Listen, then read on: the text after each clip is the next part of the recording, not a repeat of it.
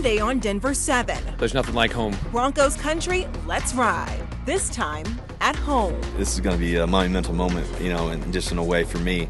I'm excited about it. How the team is feeling ahead of kickoff and why they say it's all about the home field advantage to turn their season around. Plus, we're learning more about the fatal plane crash that left 3 dead in Boulder County this weekend. It's hard to understand how on a perfectly clear day, 2 planes like that could hit each other. It seems unusual. When investigators could have answers about what happened and why there's concern crashes like these could become more common. Some already camping out here outside of Buckingham Palace ahead of the Queen's state funeral. I'm Inez de la Quatera in London, and I'll have all the details coming up.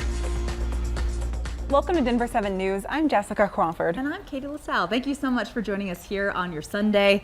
Let's start with Empower Field. Pretty quiet right now, but in just a few hours, that will not be the case as fans roll in for the Broncos home opener against the Texans this afternoon. Let's get straight to the forecast. It's sunshine this morning that'll last all throughout the day. Temperatures outside currently, we're in the high 50s over much of the metro area after starting off in the upper 40s to low 50s. So we're starting to get that nice crisp fall chill in the air in the early morning hours, but it will be warm this afternoon, even warmer than Saturday. So here's a look at our hourly planner for the rest of the morning. Expect temperatures to hit the low 70s right around 11. Lunchtime at 78 degrees, and our daytime highs will soar to the upper 80s. By about 3 p.m., we're expecting 88 in downtown Denver, into Highlands Ranch, 86 for a high in Boulder this afternoon. Pleasant, dry, sunny into the mountains, breezy at times with 60s and 70s off to our west. So if you are planning to tailgate, go to the game, or watch it someplace across town, expect warm conditions through it and a pleasant evening ahead. Jessica.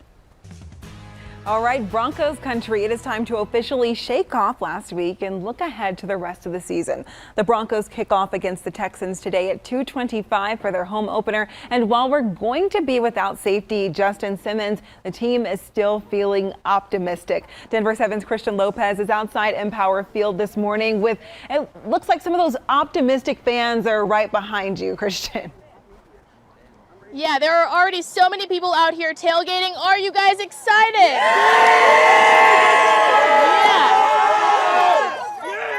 Great energy out here. I know we're all hoping that this energy will help the team bounce back after that heartbreaking loss to Seattle. Of course, Russell Wilson will be making his home day debut today as well against the Texans, and he said he was really excited about it.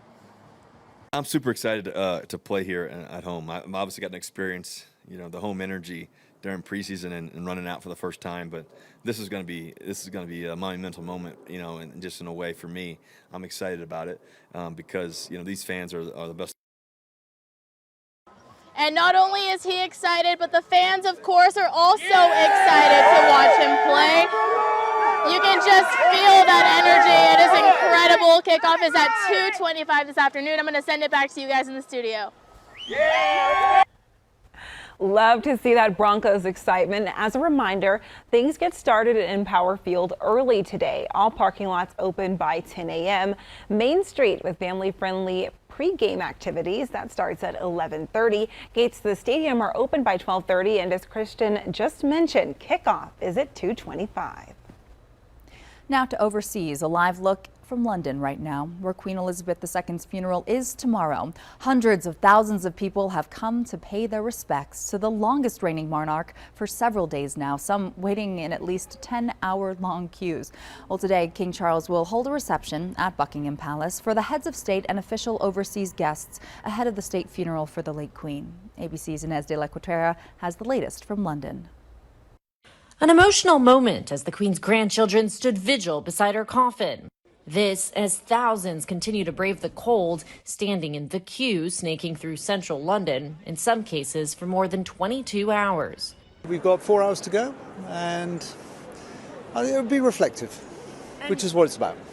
So that's what it's about for you? Sure, reflection. It's a very British thing to do, is to queue, yes.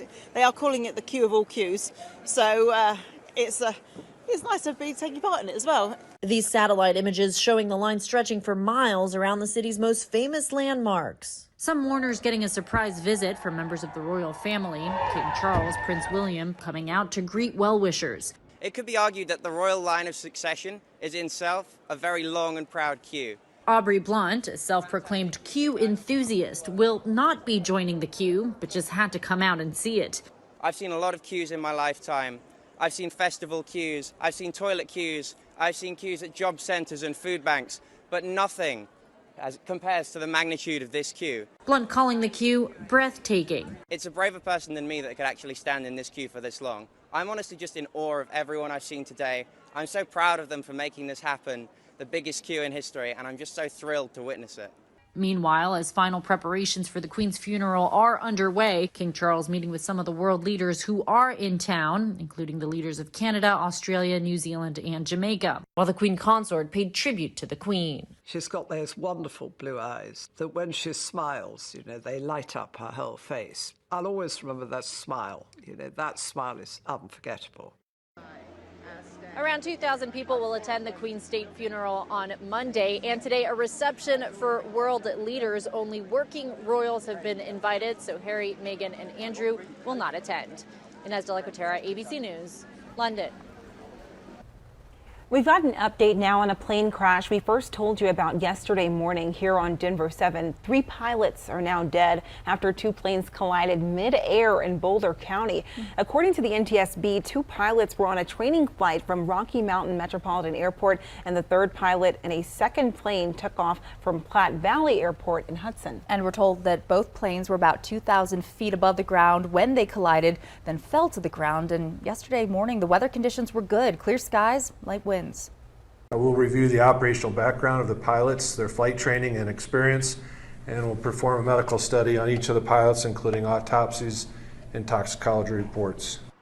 Denver 7 has been hearing from concerned residents of Boulder, Louisville, and Superior for months now, as air traffic in the area has increased significantly, and we've seen more headlines of crashes and emergency landings. Operations are increasing, so statistically there's probably going to be more incidents that happen. But I think there's a heightened awareness here. The NTSB's full investigation into this crash could take a year or longer, but we are expecting a preliminary report within the next 2 weeks or so. The agency is asking anyone who saw any part of this crash to please reach out to them by emailing witness@ntsb.gov. As we wait to learn more about what happened, Kerry Hayes lives about 300 feet from where the crash took place, and he says it's not unusual for planes to be flying around the area, but he knew something was not right yesterday morning. We just heard a loud pop outside. Seemed a bit unusual, and within about 2 minutes, my neighbor texted me and said he had watched one of the 2 planes come down and crash basically right just next to my house here. Yeah, I just feel it's real tragic. It's obviously a very sad day for those families. Hayes says he feels fortunate the planes missed his home, but he says his kids are still shaken up.